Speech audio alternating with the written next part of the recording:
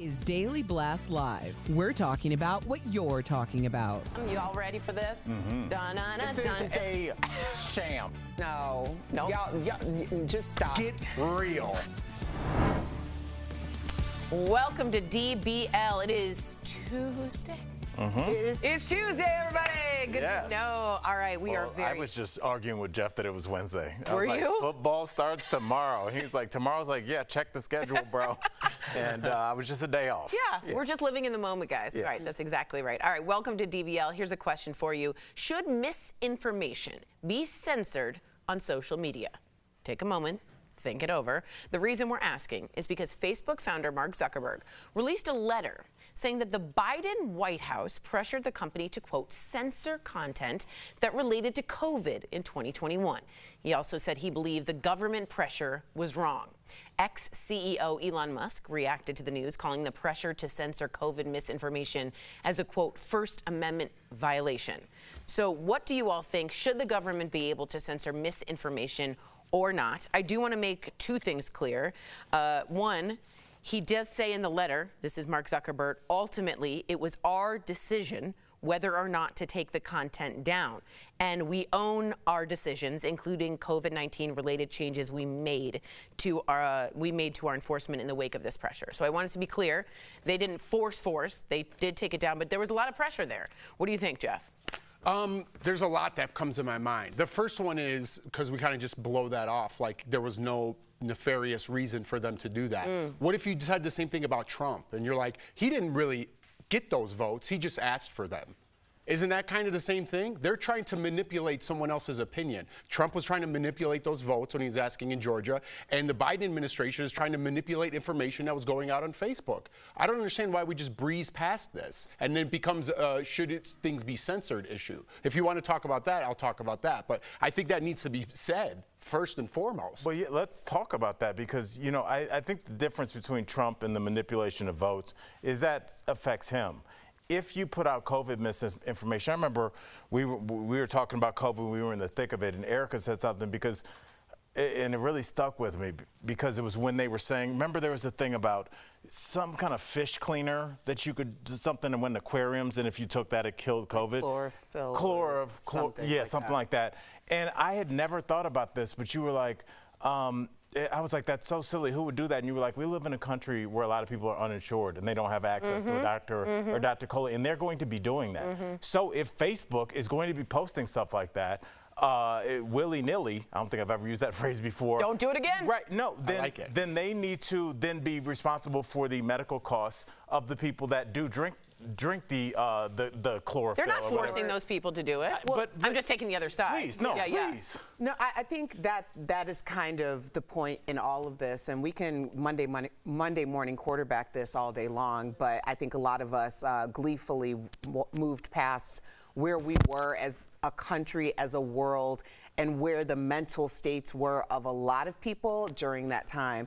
We also talk about COVID like, you know, oh, it happened, we've moved past it. Some of us have, but it affected people all very differently. People who actually lost people during COVID, people who had medical issues during COVID, long-form COVID. There were so many different pockets of people who were dealing with so many different things. A lot of people were trying to be very proactive and do things that weren't vetted. So I think when we talk about misinformation or the idea of censorship, we act like everyone should have an equal voice. Social media does not equalize everyone's right to be an expert on something. And that's the thing. When we see it in one place, we act like all the information should be treated equally. And it just simply shouldn't. When we are saying censorship and people are like, oh, it's our First Amendment right. Yes, of course it's your First Amendment right. But not everyone has flexibility of thought and discernment. And then it becomes a responsibility issue. Who is responsible for allowing information that can look completely vetted and 100% like this is official information coming out, especially in the age of AI? Who's going to take responsibility for that information being out there unvetted. See, I wouldn't agree with you normally because I'd be like, everybody's allowed to make their own choice. The government shouldn't say what or not. But I do agree with you because this was a public health emergency. And that's what the White House has come out in response and said, this was so important because it was so contagious and it was a public health emergency. Other laws are put into place when public health emergencies are enacted. So in that case, the White House is saying that's why we did it. So I just want to give that part of the context. That's why we wanted to make sure. Yeah, but I totally get what you guys are saying. You're totally right. But I looked at it when I first saw this you're saying the White House was there to correct misinformation. I think they were pushing an agenda of their own because they're in bed with the pharmaceutical industry and they're the ones profiting off of our COVID. And you weren't allowed at the time to say, I think this came from China. You weren't allowed to say, I think there's something wrong with the vaccine and it's not working with my body. You weren't allowed to say, I'm in perfect shape and I just went to my doctor and I just had COVID. I don't need to get another shot. You weren't allowed to say any of that. And I think that's why the government stepped in, because they didn't want anyone questioning their decisions. I don't know if they were necessarily there to help. Just like when people are like, when you're driving and they put up a DUI checkpoint, are they really there to make sure people aren't killed, or are they trying to make money for their quote-unquote city at the time? There's arguments on both sides. I know, because I think the answer isn't black and white. I think the answer is both. Yeah. Right. So, and especially when you're talking about, I mean, just even using the example of a DUI checkpoint, it's also not just about the person who they might be trying to stop. It's a public health issue. So it's about how it's affecting people quite differently. And that's the thing. When anything affects people differently, it becomes the hierarchy of whose position is the most important. And at the time, all I'm thinking about is we do gloss over a lot of things, but COVID, especially the first year, that is one of the most glossed over things I feel in the time that I've been on this earth. Because we seriously act like people weren't just dying in the middle of like rooms thousands a day. I don't think we're ready to talk about that as a well, society. it's like, but that's the thing. It's more comfortable to talk about the idea of who was trying to make people feel this or what and all this, but nobody wants to talk about the fact that there are millions of people who aren't here, and literally a lot of them went like that. Interesting. I want to get this into, speaking of misinformation, there's a new study that found actual facts, you heard me right, don't matter to people once they're exposed to misinformation. So basically it suggests this: once misinformation takes root, it's really hard to get people to change their minds even when they're presented with actual facts. Now I want to make this clear. Now, it goes the other way, too. If you're presented with the facts first, the misinformation doesn't come through. So whatever your first instinct is, whatever you learn first, you stick with it no matter what. How dangerous this is, for misinformation. How harmful is this study? Do you believe this study? No. No, but maybe I'm naive and I don't even know I do that myself. Right. But I like to learn something, like, oh my God, and I love to be surprised, like, you know what? I didn't get that piece of information. And now I change my mind on it. I like to dig in deeper and change my mind. So maybe this, I don't believe in any studies, but maybe this study is right and I just I don't even realize it myself. But I'm one to try to find more facts to try to change my mind. But see, that's flexibility of thought, though. And a lot of people do not practice flexibility. Yeah, that's a good thing to have. I have a great podcast I listen to. She always says, normalize changing your mind based on new information. And that's something over the past 7 years we've all had to do. Yeah. When you get information so quickly, and some of it is just breaking news. Right. You have to make a flash judgment. There's a reaction. But most people don't have to make a flash judgment. They just want to make a flash judgment, and then they don't want to normalize changing their mind based on new information. Discernment, everyone. That is the name of the game for today. Discernment. And It's going to be catchy. discernment. Coming up on TVL, the Harris and Trump campaigns are feuding over debate rules. Will the mics be muted when the other person is speaking? And we're talking with Carmen Electra. She's telling us all about a new Baywatch docuseries. I'm in that. You are not.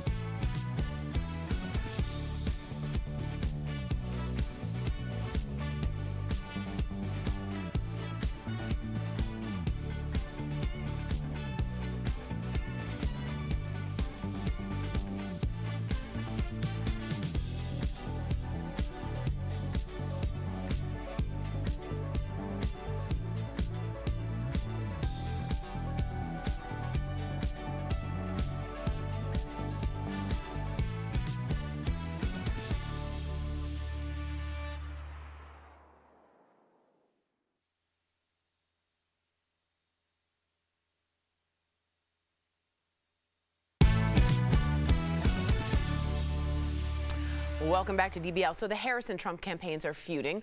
Shocker. And Trump is even threatening to now withdraw from the debate. Why? It's all over the rules for the September 10th event. The Harris campaign wants to change the rules so that the microphones are now not muted when a candidate isn't speaking. But the Trump campaign wants them muted. Trump himself has spoken out on this, going against his campaign's position, saying, quote, "It doesn't matter to him," adding, quote, "I'd rather have it probably on." But would that give Harris an advantage, or would that not? I feel like she's just trolling him and messing with him at this point.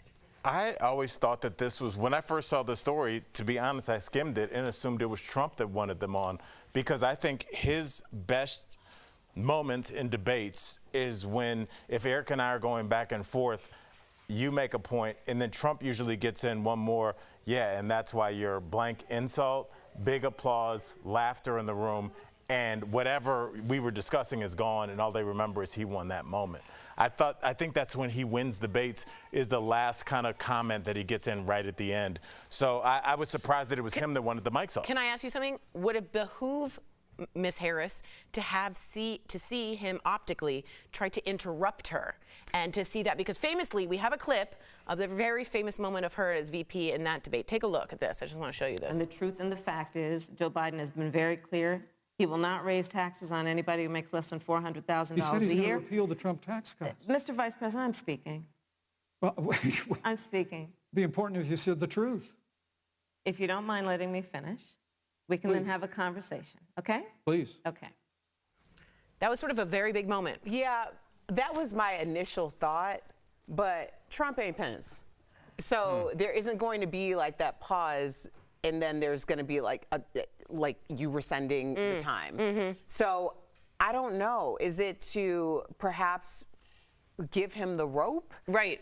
Because I don't understand why the unmuting of the mic would be something that would be requested. Right. I think she's just trying to needle him and rattle him and get this all. What do you think, Jeff? When you said that was a big moment for Kamala? Yeah. You thought Kamala looked good in that? Yeah, I think for a lot of people, they went, and when someone overspoke, they went, "I'm speaking." They learned to say that. Highly viral, yeah. Yeah.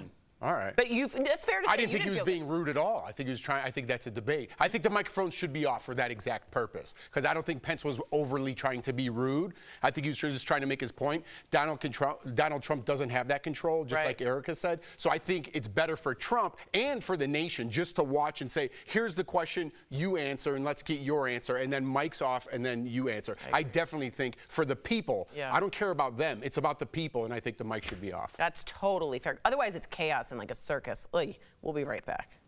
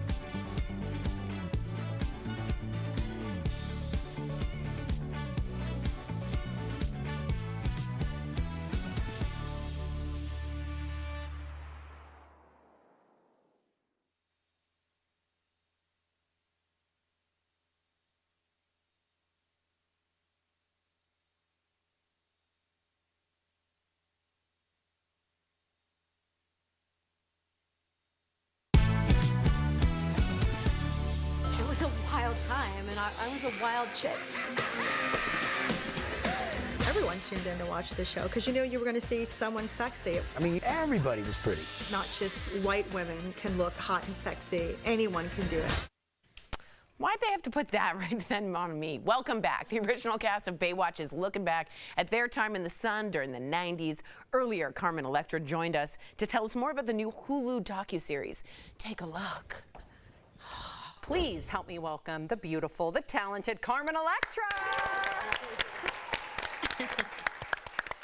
Carmen, so good to see you. You're looking great. I think I walked by you like 20 years ago in Vegas one time, so it's nice to see you again.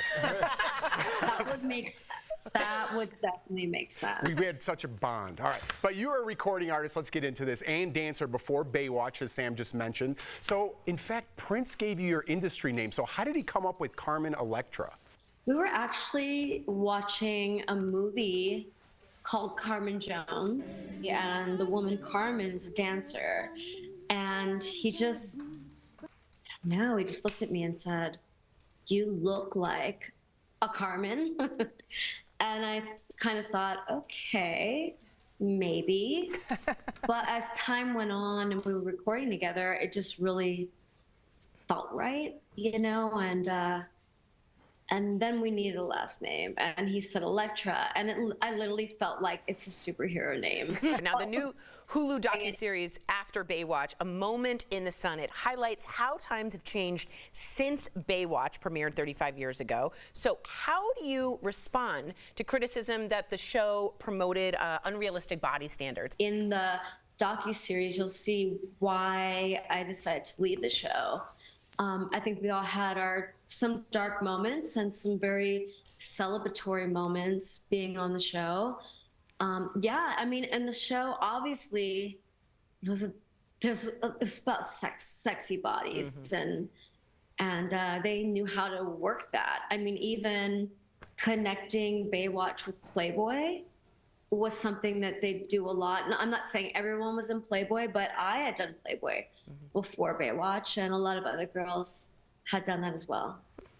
And it just was the right combo. Yeah. And then, but they made the men eventually go to Speedos, and I was like, cool, we're good now. Equal opportunity here, okay? How did the show's focus on physical appearance impact your self-image and your mental health? I mean, I actually went in like wanting to be on the show. You know, I didn't really have any problems until later. I mean, there was definitely weight was an issue on the show. So if they thought you were too heavy, they would tell you. Mm. And that was hard because I look back at photos and I remember those times, or even, you know, I watched the entire series that's on Hulu from beginning to end. And then I thought, like, I wasn't heavy. You know, I grew up as, you know, a classical ballet dancer, and the teachers would always be honest about weight. So it was a very normal transition at that time. But now that things are very different, you just couldn't get away with that anymore, you know? Absolutely. So let's just get right to it. Are we going to see you on Fox's reboot of Baywatch? I don't know. I mean, wouldn't that be fun? I guess we'll do this one first and see what happens with that. Put it in the universe. Yeah. I did hear that you were hanging out with Katy Perry at an event of yours. Tell us, how was that? Yeah, it was at Evita, and I hosted the event. I'm actually so sore today. We danced so hard, and she was awesome. You know, I love Katy. She's always cool. Well, Carmen Electra, let me tell you, what a treat. Congratulations, DBL Nation. Check out all 4 episodes of After Baywatch, Moment in the Sun, tomorrow out on Hulu. We'll be right back. Thank you, Carmen. Congrats. Thank you.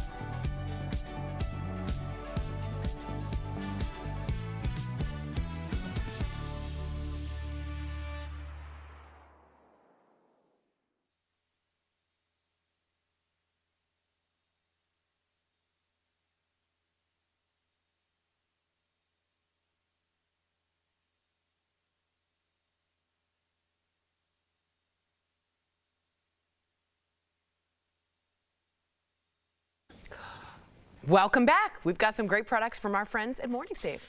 Check them out.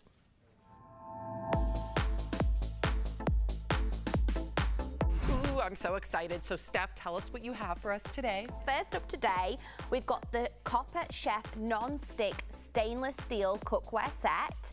This summer clearance deal includes an 11-inch Copper Chef Titan pan with a lid, a stainless steel steaming and crisping basket, a 9.5-inch Copper Chef Titan fry pan with a lid, an 8-inch Copper Chef Titan fry pan, a Santoku knife, a stainless steel slotted spoon and spatula, and best of all, a recipe book. This has been priced up to $125. However, we've got it for just $39. That is saving 68%, Sam. Up next, we've got the 2-pack TKO power banks. Now, this is a slim power bank which has multiple USB ports for charging up to 2 devices at a time. And we've seen these prices high as $40 each. However, we've got a 2-pack for just $20. That's saving 75%. My husband and I always fight over which gets the battery pack, so now we don't have to fight about it. Up next, we've got the Lifestyle Advanced Airstream X High Definition Wireless Over-Ear Headphones. This summer clearance deal includes 1 pair of headphones available in 4 colors. They've got an adjustable slider and plush ear cushions to create the ultimate fit for you. And we've seen them priced as high as $80. We, however, have got them for $15. That is saving 81%. Our last product today is the Homedics Ozone Clean Multi-Purpose Cleaner. This includes 1 cleaner, and with this, you can sanitize, deodorize, and clean any non-porous surface in as little as 2 minutes with basic tap water. This has been priced up to $100. However, we've got it for $39.99. That is saving 60%. That seems like magic in a bottle. I don't even understand it. It's like the cloud. I don't get this one, but I love it. Head on over to morningsave.com to snag these amazing deals at the lowest prices, or you can even scan the QR code on screen to take you directly to these products on Morning Save's website. Thank you again, Steph. We love sharing your comments. This is about the COVID era. Julie says, I just want my sense of smell and taste back 100%. It's been almost 3 years. Julie, we are so sorry. I am so sorry. You have good taste in TV shows, though.